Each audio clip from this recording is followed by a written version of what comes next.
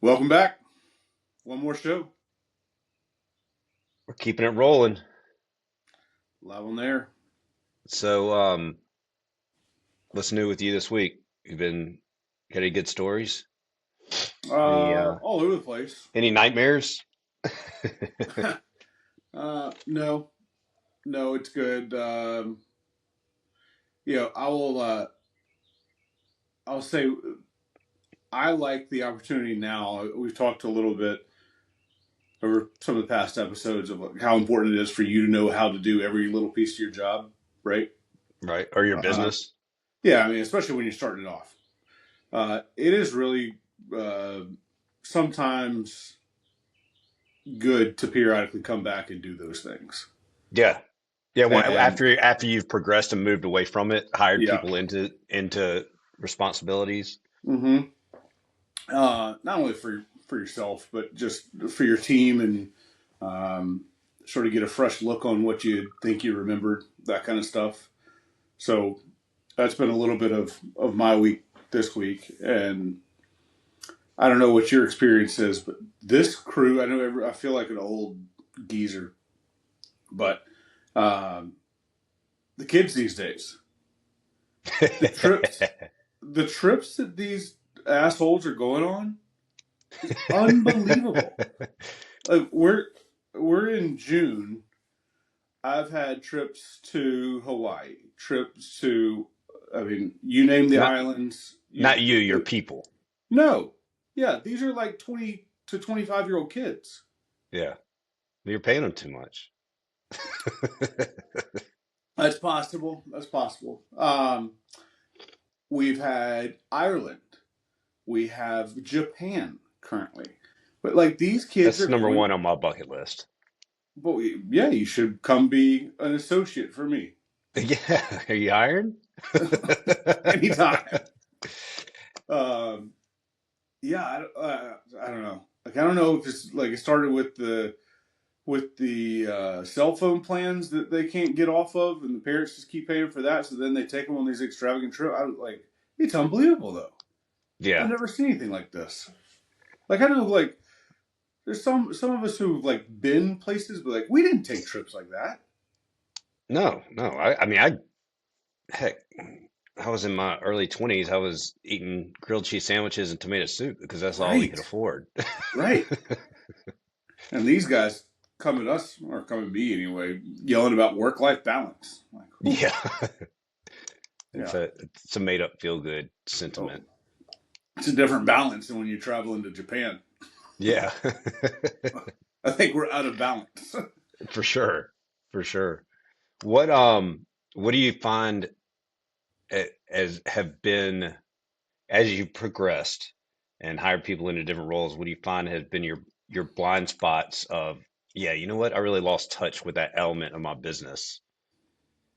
Not that you um, forgot how to do it, you just forgot that it was a key point. yeah, this is You gonna think? sound like I'm making something up, and I am a little bit, but uh, I would say rudimentary management slash leadership.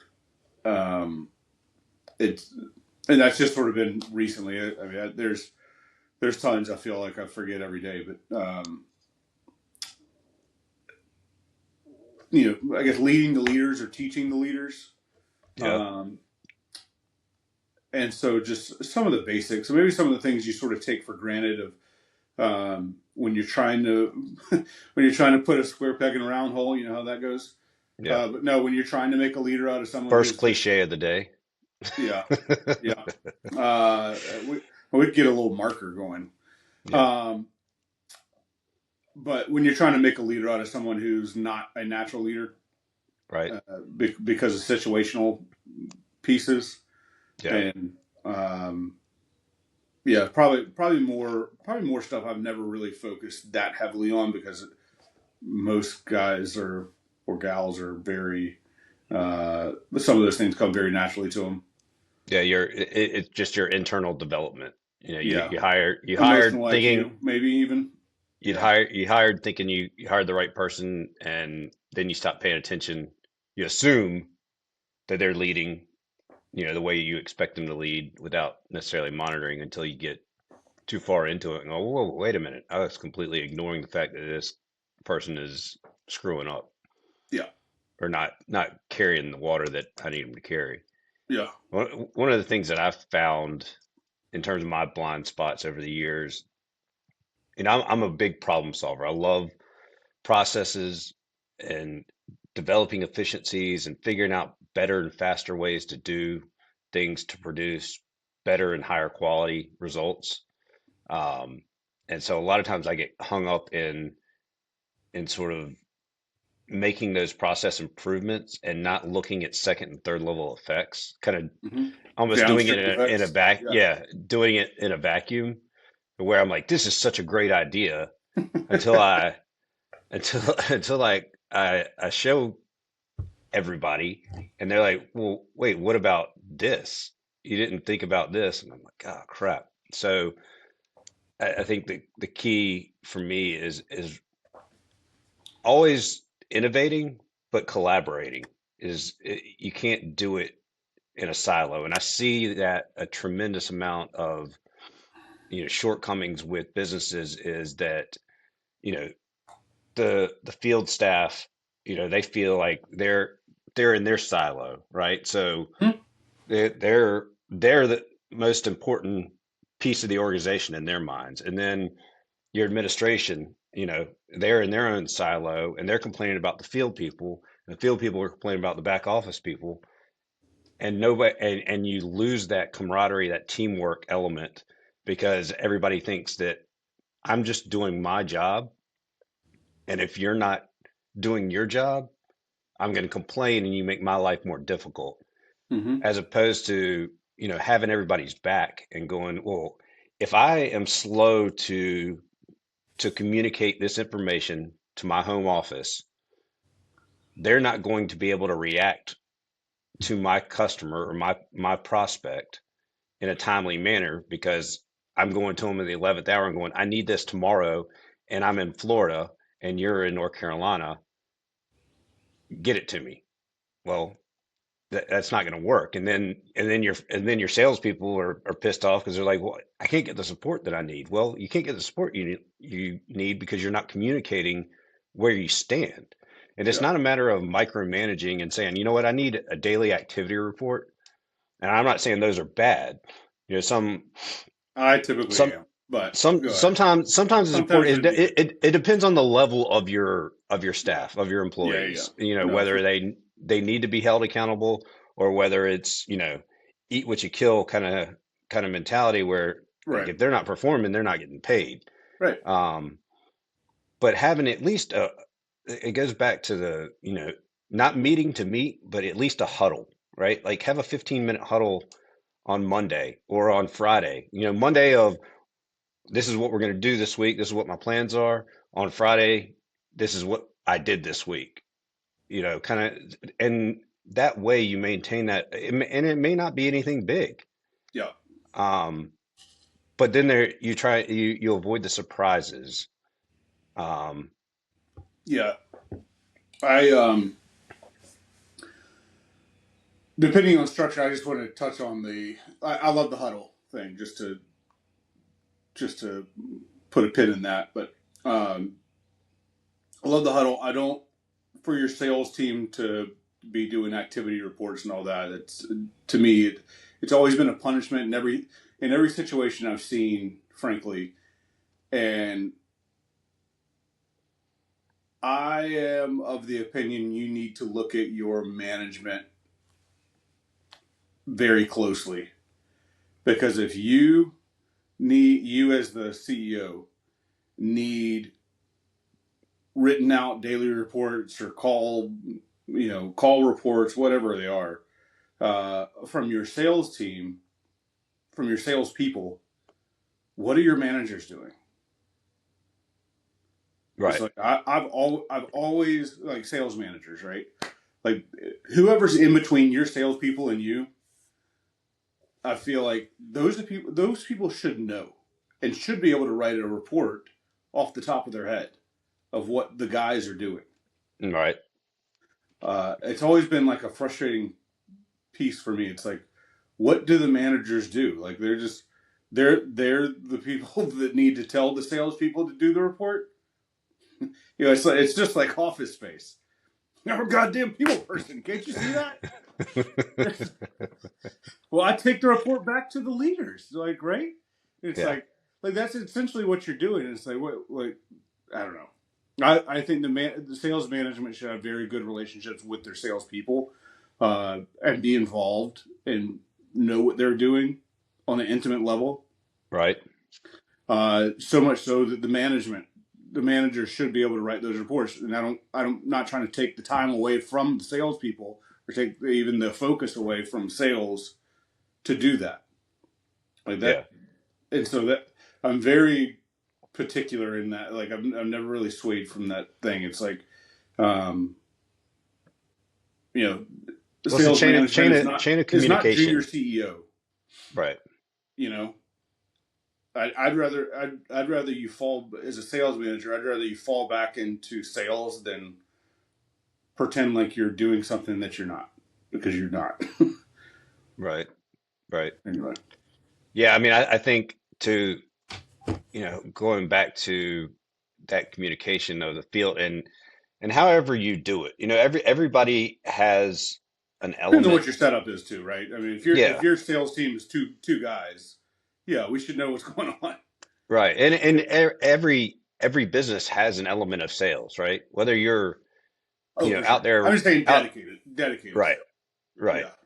But it is also critical to have those regular communications, that conversation, whether it's driven by your C-suite, or your senior managers with the field. Like if you're not getting that communication that you want or need, it's incumbent upon you to reach out and establish that, and say, hey, this is what I need from you. Because the thing that drives me nuts on a finance side of things from the, is when I get when I hear crickets for a couple weeks, and then all of a sudden it's like, well, I just landed this new customer, um, and it's going to increase our sales by 20% over the next, 4 weeks. I'm like, whoa, wait a minute.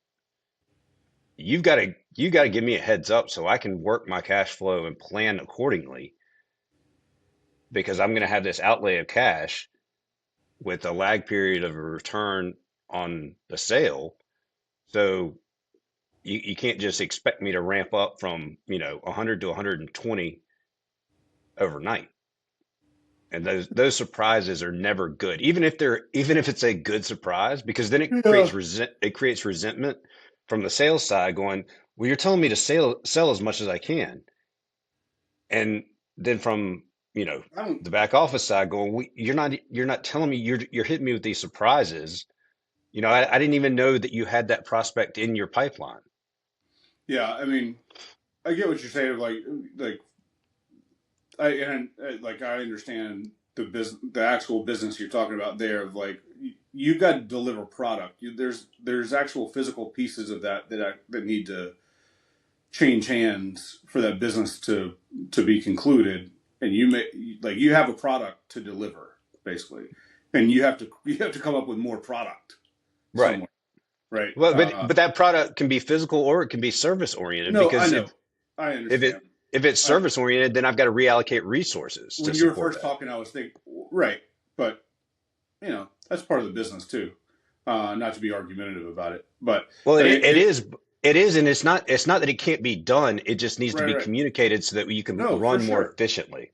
for sure. I mean, there are situations where it cannot be done because you don't have the product to deliver, Right. right? And so it's actually what. So one of the things I was dealing with this week, and we talk about all the time, is just communication, right? We have ops guys and sales guys, and they don't always see eye to eye. They both seem resentful for whatever reason. Because Um, they all see their job as the most important job, and well, everybody else should be secondary. a, a little bit, but that's part of what leaders do. Is communicate for people. I think sometimes it's like I don't need my a warehouse guy to be the best communicator on the team. It's great if they are, right? You take pearls when you get them, but um, I explained to the warehouse or to the ops leaders of like, listen, you all you want is more respect. You got to give more respect. Like it's funny how those things just come around all the time, right?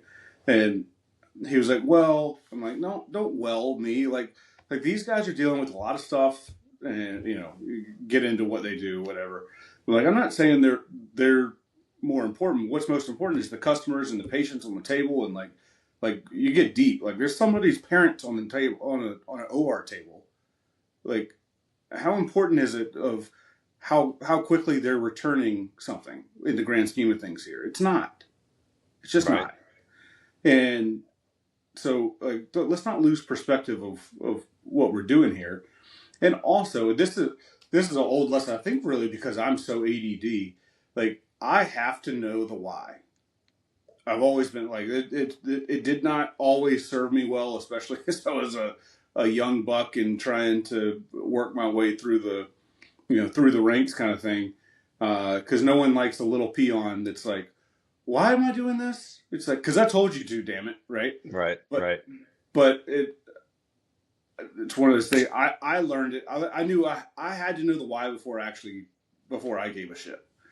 And I've taken that like I explained the why, good, bad, or indifferent, to everybody, and that's what I explained to him. I was like, ex- from an ops perspective, you're just annoying a lot of the guys, and and they don't know why you're doing it. They think it's you. If you can just explain, hey, I'm getting pressure from X, Y, and Z. We have this other stuff going on, and we're trying to do this from a big picture standpoint.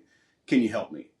Everybody's willing to help if you just explain where you're coming from. Or hell, they may even have a better idea of how to do this stuff, Yeah. Yeah. right? Well, And like, so, like, even sorry to cut you off, but like, even with the stuff you're saying, like, if everyone knows the why, right? And so, all right, we can't do this because of X, Y, and Z. Like if the sales team knew, like, hey, if you got a big sale going on, let's make sure we have the product to deliver or we have the resources to deliver. Like this is sort of where our where we get into gray area or tight zones of like the limits of what we can do on a daily basis here. If we're going to do more than that, let's just communicate. That way we can have a very successful big ramp up whenever it's available. Like we want to be able to grow 50% in a week. That's fine, right? We just need to know it's coming. and you got to be able to deliver, right? You get one shot Yeah, at it. yeah. That's right. And so I've always felt like it. The more wise people understand about your business, like your whole team, the better it operates. Like people are generally pretty smart people, right? And I Well, think the ones that I hire are. I don't know about you. no, smart's not high on our list. I'm just kidding. Let me No, do but the thinking. Let me do the thinking. yeah, to to sort of dovetail off your why um sort of key Yeah. is going back to like the weekly daily activity reports that are mindless unless if you're requiring information from your people, whether you're requiring you know a statement of cash flows from your CFO or your controller, or you're asking for activity reports or some other metric of your business, you Hmm. better do something with it. Yeah. Because the thing that I've run into that is more frustrating than anything I do is Good when point. somebody requests information and they look at it and go, okay, and they don't do anything with it. It's like, Yeah. I just spent all this time putting this together, pulling together this analysis for you just to take a look at it and go, okay, like, what did you do with that information? Why was it so important that I had to go outside of my normal responsibilities and daily routine to provide this information for you that you did? Because now I'm going to resent it every time you ask for it, It's not going to be a sense of urgency because I don't know why you needed it. Well, And you don't obviously, know why you needed it. You just felt like you needed to ask for something. well, no. What do you think the number one reason is people ask for those things? Why do you think leaders ask for those activity reports? I think Just to get to the heart of it. I think it's to let people make people think that they're watching. Yeah, some version of that. I think I would go a little deeper. I think there, at some point along the way in the business, they think someone's not working Right. hard enough, not doing enough, and they want to be able to track it. It's the wrong way to track it, in Yeah. my opinion. I mean, Hey, especially for salespeople. That's what I would say. Like, at the end of the day, productivity speaks for itself. I don't yeah, care what your activity level is. If you're not closing exactly. anything, you're not doing your job. And we've talked about this, especially with sales. Sorry to make it all sales oriented here, but we've talked about this in the past too. It's like, change your mindset in sale for the sales folks. Give them a goal, and if they hit the goal, great. If not, dig in, figure out what it is, right? But Yeah. like they're they're not a 9 to 5 typically. Like they can work from 9 to 5, but their goals are set differently. Like they Yeah. have to produce, and Yep. if they're not producing, that's going to be evident. Yeah. I agree. It's just a different set of metrics than a lot of folks are looking for. But I think the number one reason why activity reports are demanded is because of a thought of lack of effort. And unfortunately, in the sales world, in my opinion, effort is a choice of the salesperson. You're like you can get more effort out of a guy for a month. Right. You're not gonna change his work ethic, or at least I can't. If you if someone listening to this thinks that they can change someone's work ethic for a career, please let me know. Yeah. I've never done it. I'd love that secret sauce. Yeah, I've tried a lot, and I've come to the conclusion a work ethic is one of those innate things. Well, it's something that, I get, I, my work ethic is built upon the example that my father set for me, Mm-hmm. and seeing him, up at 4:30 in the morning and home at 8 o'clock at night and not complaining and still getting out there and playing basketball with me or throwing the baseball or whatever the case may be. Um, and so I adopted the same mentality, right? Yeah. I'm up early, home sometimes late, not nearly as much as it used to be. And I'm still out there with my son hitting golf balls or throwing baseball or whatever the case may be. Yeah. Um, but that was something that I inherited. Not it wasn't built into my brain that way, but I saw it and wanted to emulate it, right? I saw Whether it's what nature or nurture, you picked up on it. yeah, you saw what success looked like and you said, okay, well, I want to be successful. Right. And I know that, and I think again, it goes back to sports for me, at least, Mm-hmm. is I had some great coaches over the time that I was in organized athletics. And one of the things that I learned early on was no matter how well you're doing, whether you're captain of your team or you're scoring the most goals or points or whatever the sport is, there's always somebody out there that's working harder, that's better than you. You just haven't come across them yet. And so that was always my drive was I want to be the person that everybody else is worried about. They may not know me yet, but I'm better. And I'm better not only not necessarily from a physical athletic ability, but from a mental toughness and a drive standpoint. Yeah. Like I'm going to outwork you. Yeah. That the mentality that they take, when in with the special forces guys, whether it's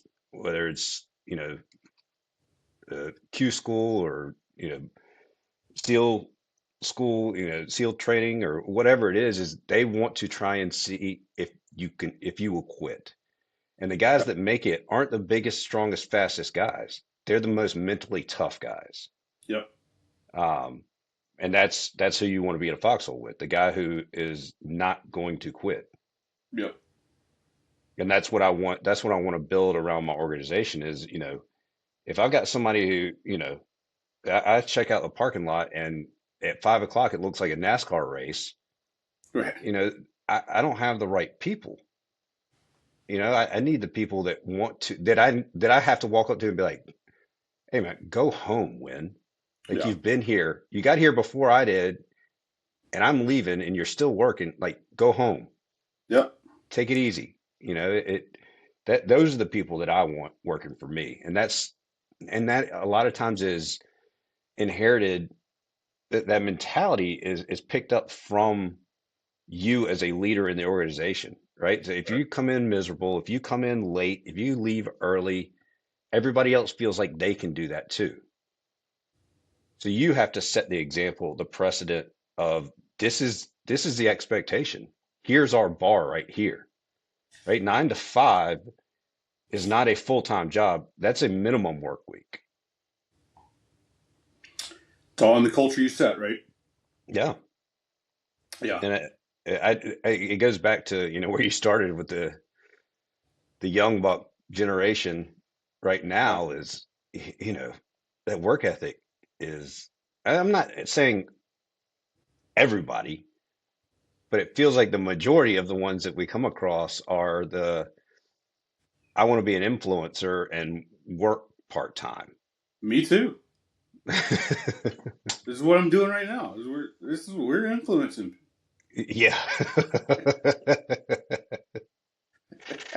But we're not in Japan. Brought to you by. This will be more between two ferns than real influencing. Yeah, that's about the influence that people get. Yeah. Yeah. Yeah. It ends up being a big point of conversation and a big focus is like setting your culture and like why is your culture the way it is if you're not loving it, right? Um, and it matters. That kind of stuff matters. If um, I believe there are very toxic people that you have to get rid of in any organization. If people become cancers, you got to get rid of them. There's a lot of, and then other guys who are, who are integral, but maybe don't have the role yet. And so you have to cherish those people. Um, but whether it's within an office or on a team of any kind, whatever, like the people that make your culture good, bad, or indifferent are going to put limits and ceilings or floors on your potential. Yeah, So that is really the way I look at it. It's the great guys can raise your floor. The toxic folks can lower your ceiling. for sure. And Right? that goes back to sort of as the leader, whether you're the owner, whether you're C-suite, whether you're senior management, you have to know the business because if one employee owns a process and they're the only people with that knowledge, they're the only people with those relationships, they're the only people that know how this system works, then it's hard and they become that toxic person that you're talking about. Oh, It becomes very difficult to to get rid of them in a timely manner yeah, because you're like, well, nobody else knows how to do this.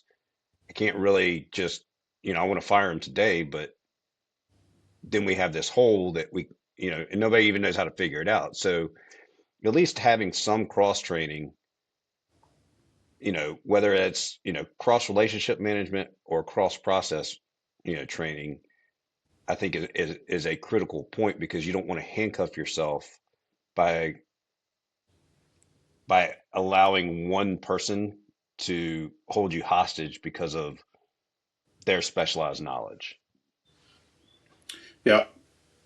And one thing that's always an interesting conversation is like when not necessarily that people are toxic, but there are toxic traits or toxic pieces. There are pieces of executing the business that end up being toxic by the leader, and having some ownership and self recognition of that, and how to manage through those things. Whether it's you need a different mouthpiece, or you need to stay out of certain pieces of the business because it's actually going to be a addition by subtraction kind of situation. So I'm thinking of like when some leaders get involved in different pieces of the business, it ends up being more of a negative effect than a positive effect. And if they just could have a different series of events, or just a person in between to deliver the message, it ends up being better. Well, but yeah, but how do you identify that? I mean, that seems like more of a personal That preference. well, it could be part of what we Like do too. I don't like the way this guy I don't like the way this guy talks. Yeah, I think Yeah. it's more than that. I think it's more than that. It typically is. Is it typically people, in your opinion, that are sort of stepping outside their lane and their area of expertise, but Most of the but time. but are they injecting themselves into the situation, or have you brought them in? Like I've said before, if you make me sit through a meeting and it has nothing to do with my specialty or responsibilities, you damn better well listen to my opinion if you're going to make me sit through the meeting. Whether or not you like it or not, you made me be here, then you better listen. Yeah, I think. A couple of things there. If that's more of the situation, you like from my perspective, and again, I'm getting into a little bit of hypothetical, but I will tell you, like, if I want someone there and I don't want their opinion, I will say, hey, I want you here for this reason, right? And it's like, again, it's explaining the why. Hmm. It's like, hey, I want you to hear what we're talking about. Like, just we don't need to expound on this and ask a bunch of questions or whatever. So, like, the goal here is really for you to hear what's going on here, so you have some visibility to what this subject matter is and where we are with it. Uh, Um, yeah, I think that's fair. and and if I didn't do that, that's on me, right? But no, what I'm talking about is actually like from the leaders think this. Say it's a smaller mom and pop company, right? And this is what the CEO tries to do too much, Okay. and maybe it's a delegation thing, whether it's for one reason or another. Maybe there's just not enough hours in the day. They can't know everything that's going on. They end up being um, you have to listen to them as the rest of the company because they're the CEO, but the CEO doesn't really fully grasp exactly like all the details there, and ends up being a frustrating piece. And maybe the CEO is also frustrated about the subject matter already before he even gets in. For good, maybe it's a good reason, maybe it's not. It doesn't really matter, right? It doesn't matter if they're right or wrong. It's a matter of um, making sure that culture is still top of mind. Culture is still a piece of the equation that they're approaching this with. And sometimes the CEO is not the best mouthpiece for everything.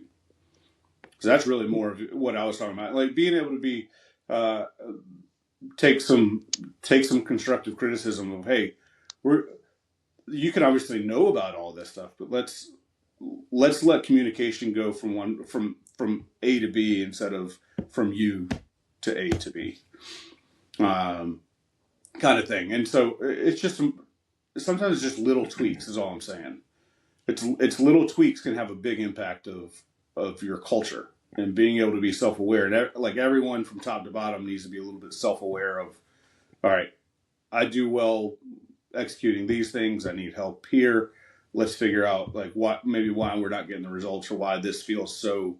There's this filled with animosity, Yeah. right? It And just popped into my head that you know a lot about little tweaks. You've been dealing with that all your life. Sorry. set them up, set them up. Yeah, that's a it's a deep inside joke. Yeah, yeah. So Not yeah, that that's deep, actually. What's that? It's not that deep. Old. Okay. That I don't know that we want to get into here. Yeah, Oh man. Yeah, barely but surface level. I guess who makes that what's difficult is identifying that because having sort of that It is self identical. about But that I mean, self that's part of what we do. It's easy for us to see typically, which is yeah, but ironic. what if you're the problem? Or you're talking about us as as Vertex Yeah. as consultants that can Yes. come in and help you see it. That that's 100%. exactly. Yeah. Yeah. Just this is why you have someone to chat with, someone to take a look. Right. Because from a third party perspective, it's very easy to see. And yeah, exactly right. That's sort of the point, right? It It's that is. yeah, It's a that insidious toxicity is yeah. what is can be a huge drag or anchor on your on your organization and you don't even realize it, right? You don't Yep. realize, you know what, this I I'm giving off a toxic vibe and I thought I was just motivating people, right? Like I Right. was just pushing people, but I'm coming across as an asshole and having the opposite effect that I was intended on, but I Yep. didn't see it and nobody's going to step up and be like, "Drew, you're being an asshole." Yep. That's why nobody's listening to you. Guess who can tell you that? Us. Yeah. Right. Right. And it's like and sometimes their subject matters that are very close, and it's like, well, how could I not be involved with billing? It's fucking billing. I need to know this stuff. Well, that may be true, but also it's like the communication style and like the people involved and how you say it and all that stuff matter. Like so, it's easy to lose. It's easy to lose sight of culture because it's almost a little bit like marketing. It's like it's just in most CEOs' minds, it's not the most important thing until they start focusing on it. But like it's like, well, what's the what's the ROI on my culture? Like it's enormous. But like, how do I put a price tag on it? You don't.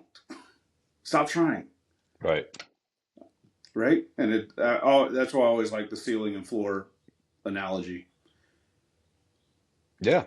Yeah. I mean, right? So it helps left brain folks get a grasp of trying to put an ROI on it, at least mentally. yeah.